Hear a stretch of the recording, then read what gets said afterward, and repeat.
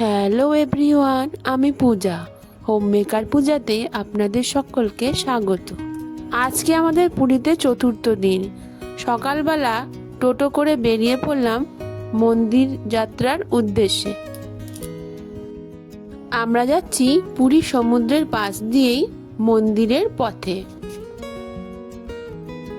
এখানে টোটো অটো সবসময় খুব অ্যাভেলেবেল। আমরা আমাদের হোটেলের সামনে থেকেই টোটো বুকিং করে নিয়েছি। বাইরে খুব গরম আর রোদের খুব তাপ, এছাড়াও রাস্তাঘাটে জ্যাম খুব বেশি। এবার চলে এলাম আমরা পুরীর মন্দিরে। পুরীর জগন্নাথ মন্দির একটি গুরুত্বপূর্ণ হিন্দু মন্দির, যা ঈশ্বর বিষ্ণুর একটি রূপ জগন্নাথকে উৎসর্গ করা হয়েছে।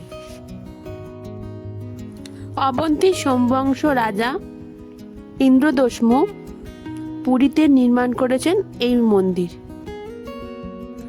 কিছুদিন আগে রথযাত্রা সম্পন্ন হয়েছে। এই রথের কাঠগুলো এবার ভাঙা হচ্ছে, মানে রথটা ভাঙা হচ্ছে।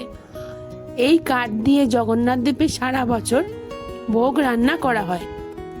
এখনকার এই মন্দিরটি দশম শতকের পর থেকে পূর্ব গঙ্গা রাজবংশের প্রথম রাজা অনন্ত বর্মন চোদ্গঙ্গার দ্বারা পুনর্নির্মিত শুরু হয়েছে। তবে কম্পাউন্ডে পূর্ব বিদ্যমান মন্দিরগুলি জায়গায় মূল জগন্নাথ মন্দির নয়। আমি প্রায় 10 বছর পর পুরীতে এলাম। পুরীর মন্দিরের অনেক পরিবর্তন হয়েছে। এই সামনের বড় জায়গাটা পুরীর মন্দিরের জায়গা ছিল না। পুরোটাই রাস্তা ছিল, দোকানপাট সব কিছু ছিল। এখন খুব সুন্দরভাবে সাজিয়ে নির্মাণ করা হয়েছে। এখানে বিনামূল্যে ফোন বা ক্যামেরা, জুতো এগুলো জমা দেওয়ার ব্যবস্থা করা হয়েছে। আগে এগুলো ছিল না, বাইরে আমাদের পে করে রাখার ব্যবস্থা করে নিতে হতো। এই হলো সেই মূল জগন্নাথ মন্দির।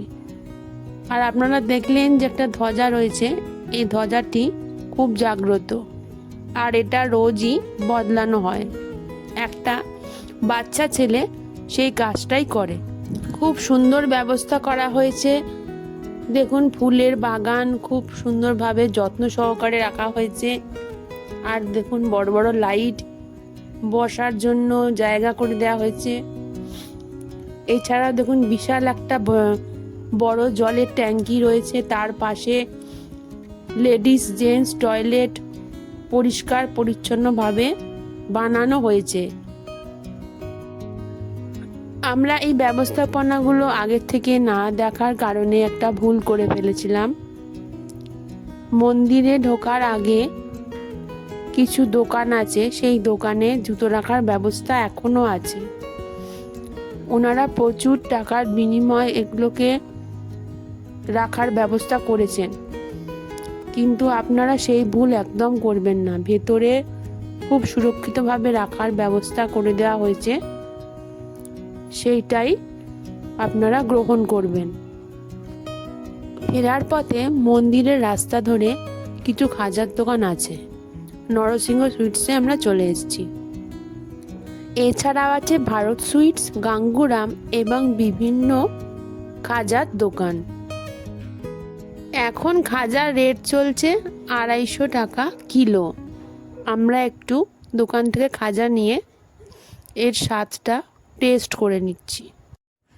মোটামুটি ঠিকঠাক, তবে খুব একটা যে টেস্টফুল বা সফট তাও নয়, কিন্তু ওই চলার মতো। তবে আমার কাকাতুয়ার খাজার স্বাদটাই বেশ ভালো লেগেছে। আমরা এখানে থাকাকালীন বিভিন্ন দোকান থেকে খাজা কিনে অল্প অল্প করে টেস্ট করে দেখে নিচ্ছি।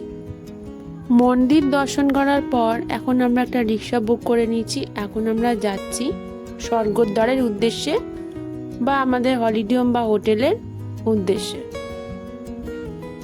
মন্দিরের ভেতর ক্যামেরা বা ফোন অ্যালাউ না থাকার জন্য আমরা বাইরে থেকেই যতটা সম্ভব দেখানোর চেষ্টা করেছি।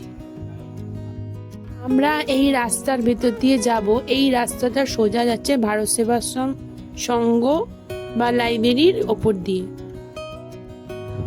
এই রাস্তার দুপাশে বহু নতুন নতুন দোকান এখন তৈরি হয়েছে, আগে অবশ্য এগুলো কিছুই ছিল না।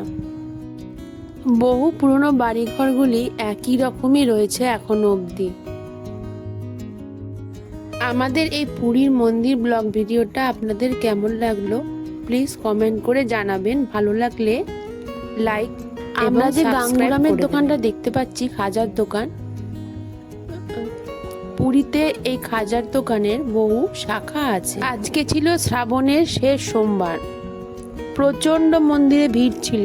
মানে আমি কোনো বছর এসে এইরকম ভিড় মন্দিরে দেখি না। আমার এই ভিডিওগুলো ভালো লাগলে আপনারা সাবস্ক্রাইব করে দেবেন, বেল আইকনেও প্রেস